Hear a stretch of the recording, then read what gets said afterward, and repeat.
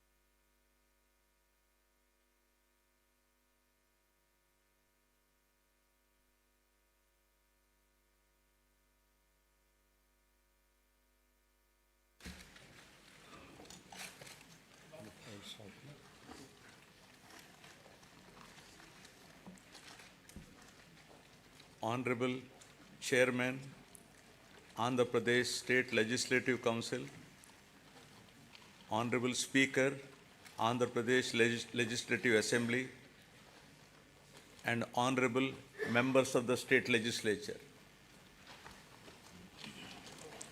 It is indeed an honor and privilege for me to address the joint session of the present Legislative Assembly on this momentous occasion of the current budget session 2024-25.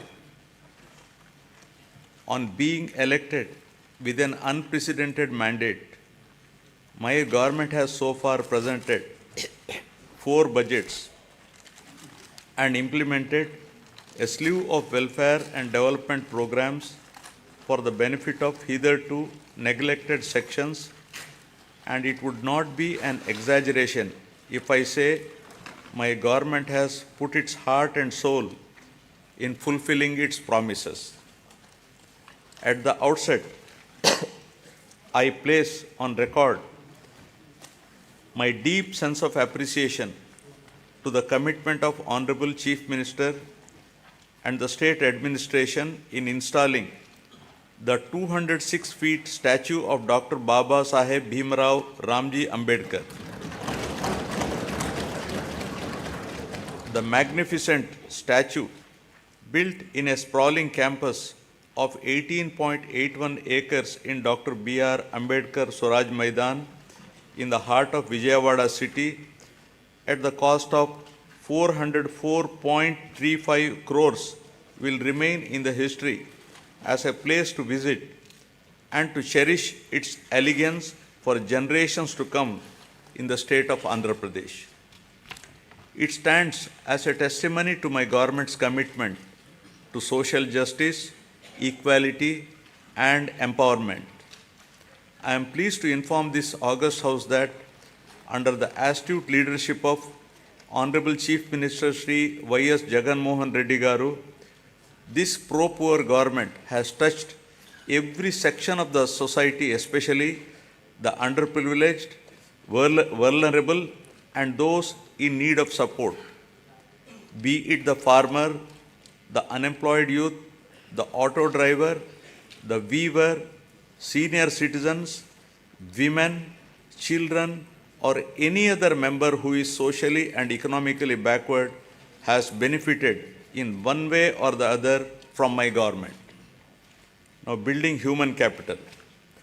Soon after coming to power, my government has observed that Andhra Pradesh is falling behind some of the other states in certain social parameters like quality education, learning outcomes, nourishment to school children, IMR, MMR, and anemia amongst women, to name a few. To raise the parameters of Human Development Index in Andhra Pradesh, my government immediately launched Navaratnalu, which focuses on social, economic, and educational empowerment of targeted groups. The results of the efforts of my government are conspicuous in all outcomes. The Neti Ayog, in their recent discussion paper jointly published with the UNDP and Oxford Policy and Human Development Initiative on multi-dimensional poverty has projected a steep decline in the poverty headcount ratio in Andhra Pradesh from 4.19% in 2022-23 from 11.77% in 2015-16. With India aspiring single-digit level of poverty from the current level of 11.25 by 2024-25, the phenomenal performance of Andhra Pradesh clearly demonstrated positive and tangible outcomes delivered by a galaxy of pro-poor schemes and policies of the state. My government prioritizes education like nowhere else in the country by initiating path-breaking and innovative schemes targeting improvement in learning outcomes and preparing every child studying in government schools for a bright future and to be globally competitive. Believing that investment in education always gives the highest return, my government spent rupees 73,417 crores so far exclusively on these novel schemes introduced in the education sector. Soon after assuming power, my government has noticed that the gross enrollment ratio in primary education in 2017 was 84.48% compared to the national average of 99.21% and identified the urgency of a policy intervention to address this issue. With an intent to make sure that poverty does not prevent parents from educating their children, my government launched a unique and innovative scheme, Jagananna Amma Odi,